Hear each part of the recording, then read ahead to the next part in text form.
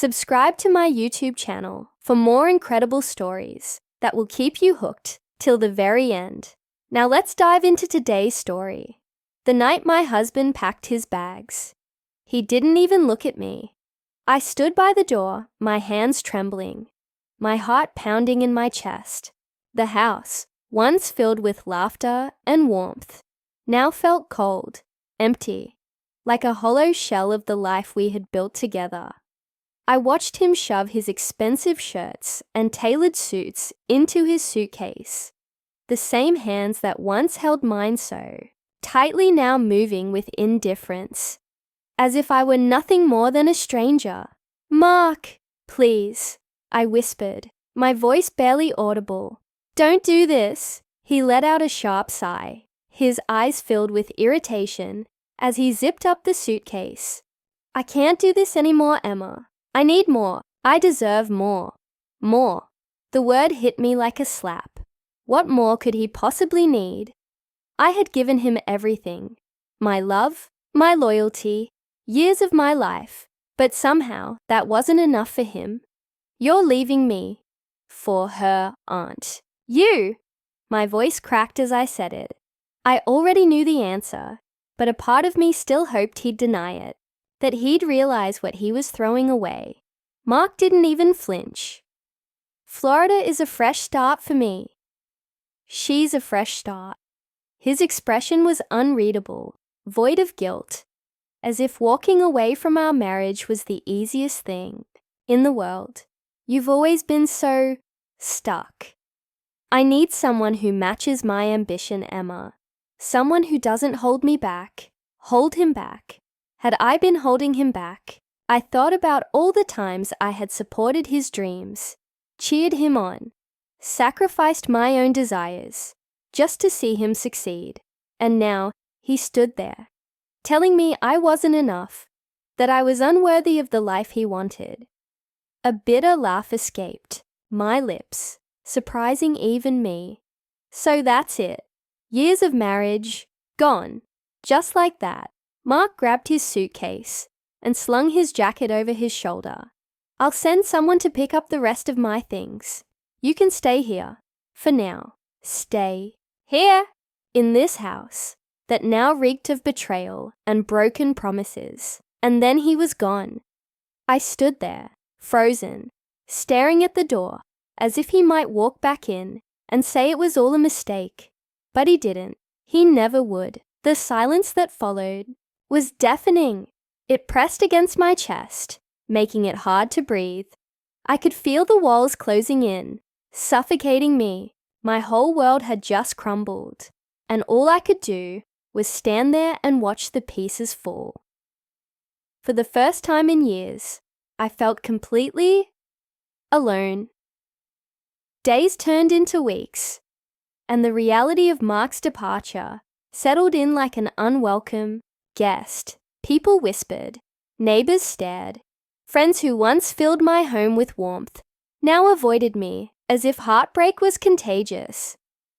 I spent nights lying awake, my mind replaying his last words over and over again.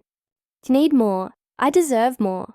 Had I really been so small in his eyes, so insignificant that I could be replaced so easily?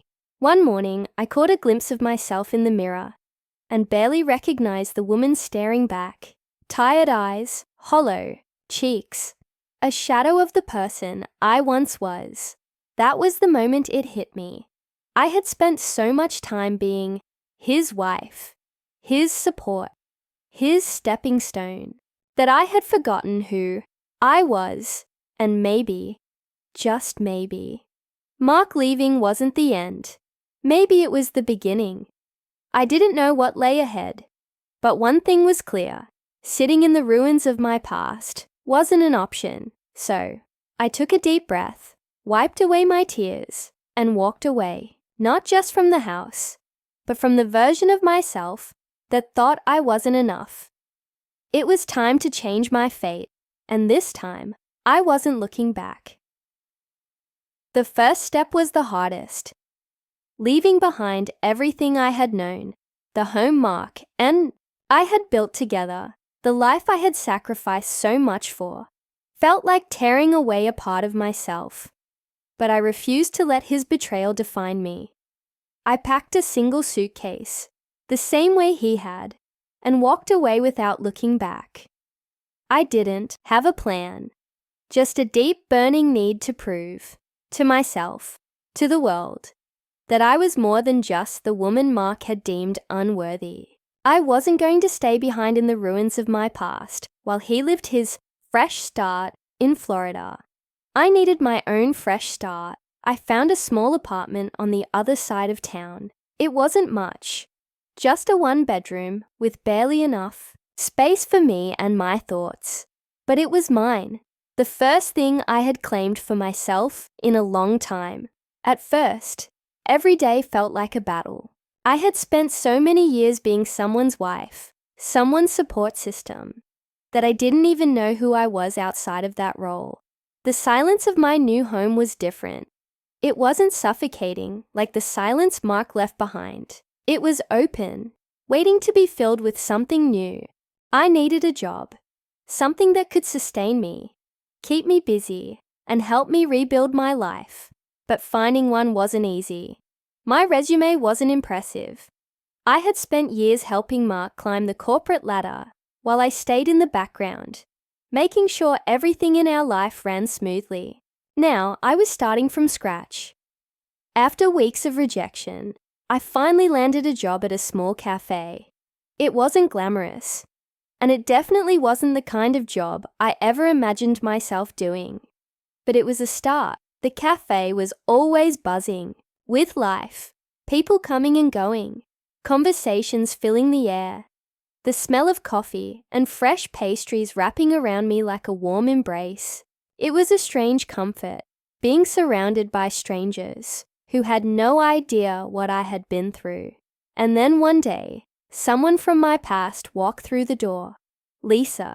She had been my best friend once, back when Mark and I were still happy, back when I still had a life outside of my marriage.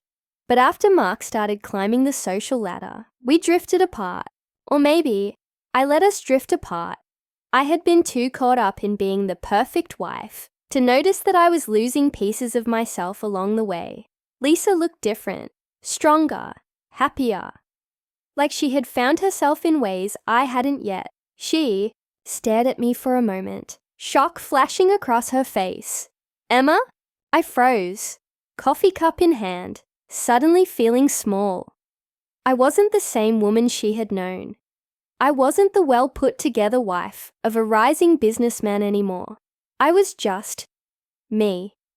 But instead of pity, her face softened with something else, understanding. We sat down after my shift, and for the first time in years, I talked. Really talked. I told her everything. How Mark had left, how he had traded me in for a shinier, more ambitious version of me, how I had spent weeks feeling like I was nothing. Lisa listened without interruption, her eyes filled with something I hadn't seen in a long time, genuine care. Emma, she said after I finished, you were never the problem. He was. I wanted to believe her, but a part of me still clung to the insecurities Mark had left behind. Then she did something I didn't expect. She laughed, not at me, but at the absurdity of it all. You think you lost everything, but the truth is, you just got rid of the dead weight. You don't even realize how much power you have. Now, power? I had never thought of it that way. Lisa had started her own business, a small marketing agency that had quickly taken off. I could use someone like you, she said. You're smart, creative, and most importantly, you don't give up. Even when everything falls apart, something inside me stirred. For the first time since Mark left, I felt something other than pain. Hope. I took the job. It wasn't easy stepping into a new world, but I threw myself into it with everything I had. I learned fast, worked harder than I ever had before, and for the first time in my life, I felt like I was building something. For myself, not for someone else. And then, the moment that changed everything. Months had passed, and I had rebuilt myself from the ground up. I was no longer the woman Mark had walked away from. I was stronger, wiser, and more confident than I had ever been. And that's when I saw him again, Mark. He was standing outside a high-end restaurant, his arm around her, the woman he had left me for. But something was different. He didn't look happy. His face was tight, his body stiff, his eyes scanning the area like he wished he was anywhere but there. And that's when she stormed out, the woman. His fresh start. She was yelling, her voice sharp and angry, her hands waving.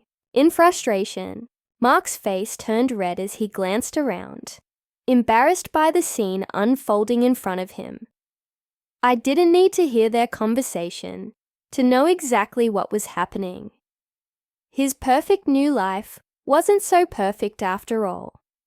A strange sense of satisfaction settled in my chest, not because he was unhappy, but because, for the first time, I didn't care. I wasn't the woman he left behind anymore. I had walked away and changed my fate, and no one, not even Mark, could take that from me. I stood there for a moment, watching as Mark fumbled to control the situation. His perfect life was unraveling in front of everyone. The woman he had chosen over me was now the one yelling at him in the middle of a crowded sidewalk, her frustration clear in every sharp movement. And then, just like that, she walked away. Mark stood frozen, his hands clenched into fists at his sides. He glanced around, avoiding the stares of curious onlookers. And then, his eyes met mine. For the first time in months, I looked at him, not with sadness, not with anger, but with something I never thought I'd feel: indifference. He took a hesitant step forward, his mouth opening like he wanted to say something, but I already knew there was nothing left to hear. So I turned and walked away. I didn't need an apology. I didn't need closure. I had already found it in the life I had built for myself. Mark was just a chapter in my story, one that I had finally closed. As I made my way down the street, I felt lighter, freer. Lisa was waiting for me at a nearby cafe, grinning as I sat down across from her. "Well?" she asked, stirring her coffee. I exhaled slowly. "He looked lost," she smirked. "And you?" I smiled. A real, genuine smile. I've never felt more found. Life didn't magically become perfect after that.